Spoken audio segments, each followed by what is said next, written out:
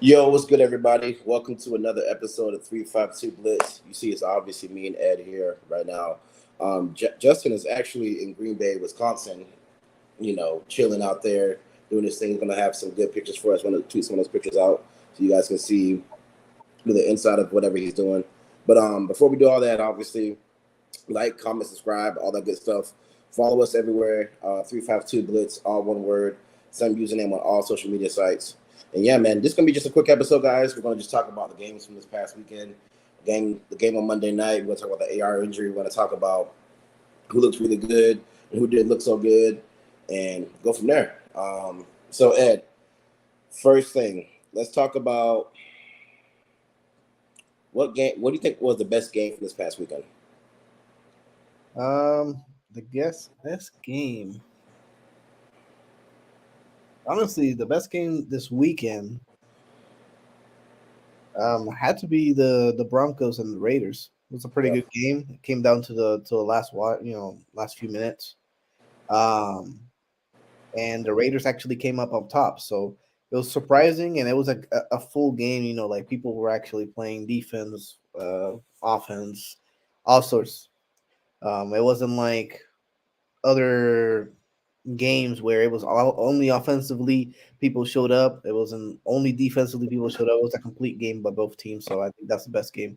Also, the surprisingly not the Giants, not the Giants, the the Bucks and the Vikings game was pretty competitive as well. Right, right. I'm glad you said the Raiders and the Broncos. That was a good game, but I think the best one from this weekend was the Dolphins and the Chargers. That was a great game. That boy Tua chat a lot of people up this weekend, and I know it's obviously way, way too early in the season, but that boy Tyreek Hill looks like the best receiver in the NFL right now, and he looks like he's coming for the MVP this year. So it's gonna be fun to see. Um, Also, like you said, that Bucks and Vikings game was really, really good as well. Shout out to Baker Mayfield; he did his thing this past Sunday. Also, besides that, there weren't really that many good games. Obviously, Monday night it would we'll talk about that later. But yeah, it wasn't that many good games. I would say my next question for you is, damn, I feel does like to go just ahead? add on, I feel like the 1 o'clock games were really ass.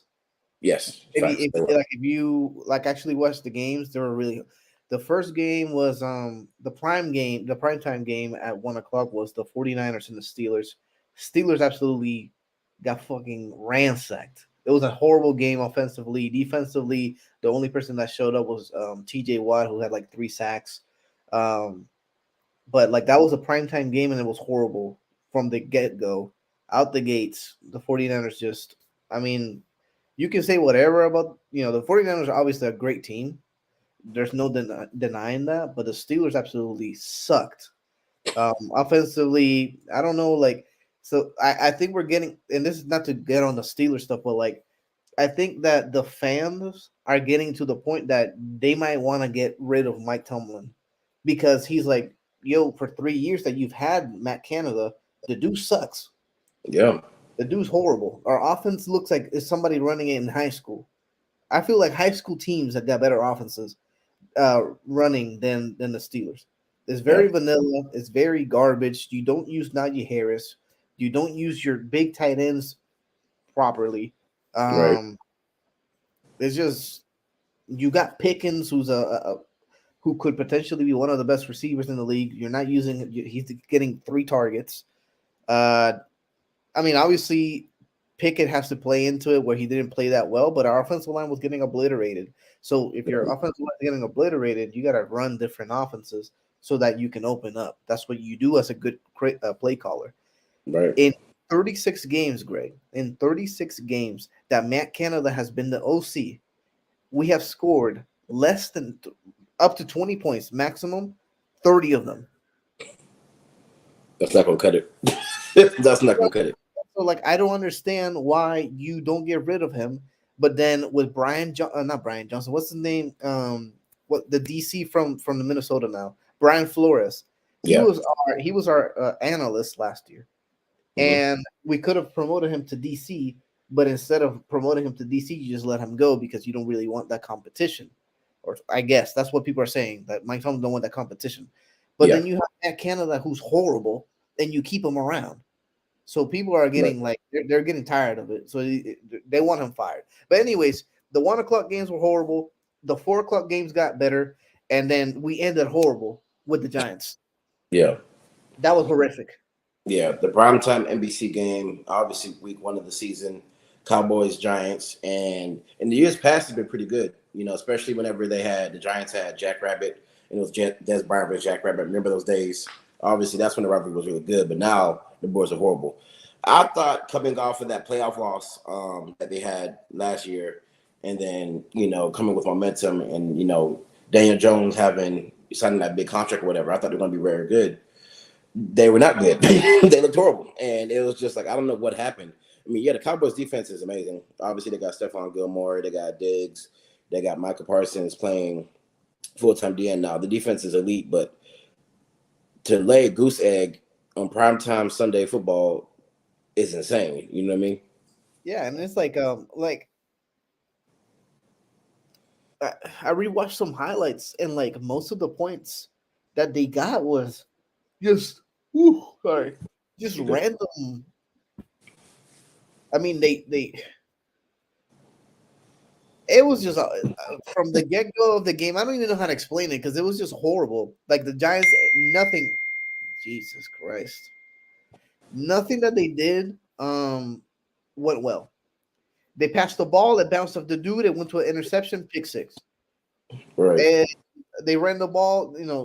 They ran the ball. He fumbled it. I'm like, bro, nothing went their way. If you look at the Cowboys, like defensively, they did everything, and it was like special teams mainly because like they didn't do anything on offense. They didn't And have that's to. It special. went 40-0, which is the crazy part. Yeah. Like you said, the Cowboys didn't do anything special. Like you said, I think that's going to be obviously a defensive team, which is good, but like we can kind of talk about the NFC too as well. We'll sit up for next episode. We don't have that much time, but yeah, the Giants are horrible, and I hope this serves as a wake up call for them because I want to see at least some competitive football in the NFC. Even though obviously the clear favorites are the Eagles, Cowboys, and Niners, but I still want to see some other teams like the Giants or the Vikings or the Bucks or somebody do something. You know what I mean? And that was So another team that was another team actually now transitioning over to when you mentioned them, that the Philadelphia Eagles did not look good versus the Patriots. They yeah, started off good, right? It yeah, was 16-0 in the first quarter, and then all of a sudden their offense died. Their defense couldn't stop a parked car. yeah, And the whole game, it was like they would score 3 points, and then the Patriots would score 3 points, and then they would score 3 points, and the Patriots scored 7 points. So now you're getting closer, and it winded down to the last field goal. They won by 4, like 5 or something like that. So yeah, the Eagles didn't really impress either. So I think that maybe it was flukes, right? Like maybe like it's the first game of the season. You're getting all the jitters out. You're trying to figure out how to play around with each other. Um, but at the end of the day, man, like it was just rough to see just how bad the football was. yeah. Hopefully it gets better here now. And then just to transition to the last thing, it is absolutely heartbreaking to see what happened to Aaron Rodgers.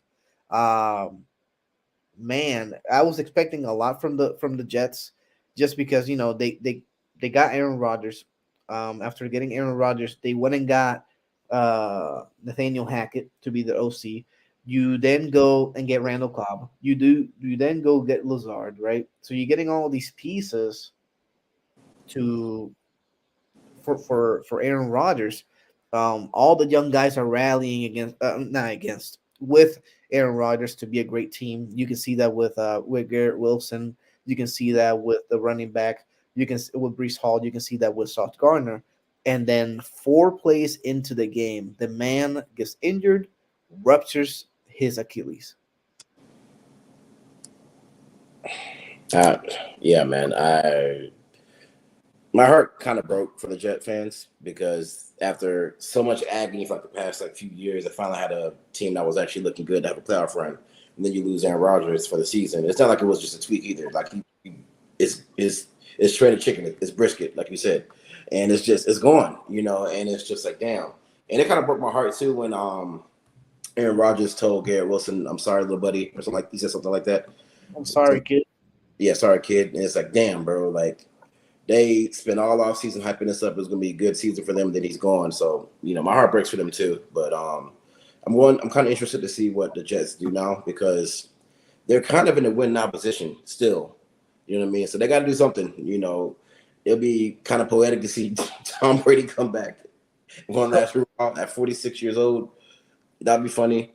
But it's like there's not that many good options that's gonna help you make a Super Bowl run. That's the thing. They're in a win now for the next 2, maybe possibly 3 years. But the problem is that the free agent quarterbacks out there are not very good.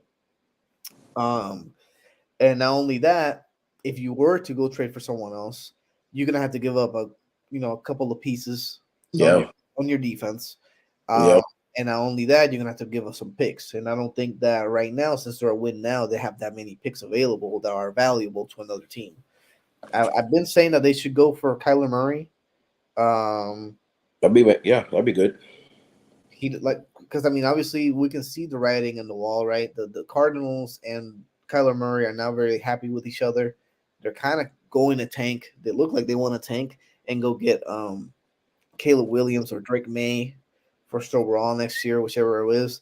And when it's coming down to it, if you're in that page, then you obviously want to get compensated well for Kyler Murray. And I just don't know. I don't see what pieces you're willing to let go in order to land a quarterback that could possibly take you to at least minimally the playoffs. Yep. Yeah. Man, I don't know, bro. It's sad and it's tough. So it's like their best option is, like you said, Kyler Murray. I mean, not best option, but like most realistic best option, you could say. Because, like you said, there's no Super Bowl caliber quarterbacks on the free agent market right now, especially in the AFC. You know what I mean? It's one thing if they're in the NFC. They're in the AFC. This is the toughest the AFC has been in my whole entire life. You know what I mean? So from top to bottom. So we're gonna see. But yeah, man. This was a good little quick episode, just to recap the games. You know what I mean? We're gonna be staying tuned to see what the Jets would do. Obviously, for people that are watching, we'll be recording on Friday, going live Friday, 8 Eastern. Go ahead, Ed. You have to say something? No, just agreeing with you. Yeah. I have to say something later, but just agreeing with you. For sure. Yeah. So Friday, 8 o'clock Eastern, we'll be going live. We're going to be talking about the Thursday night game. I don't know. You know who's playing? I know it's Eagles and somebody else, right?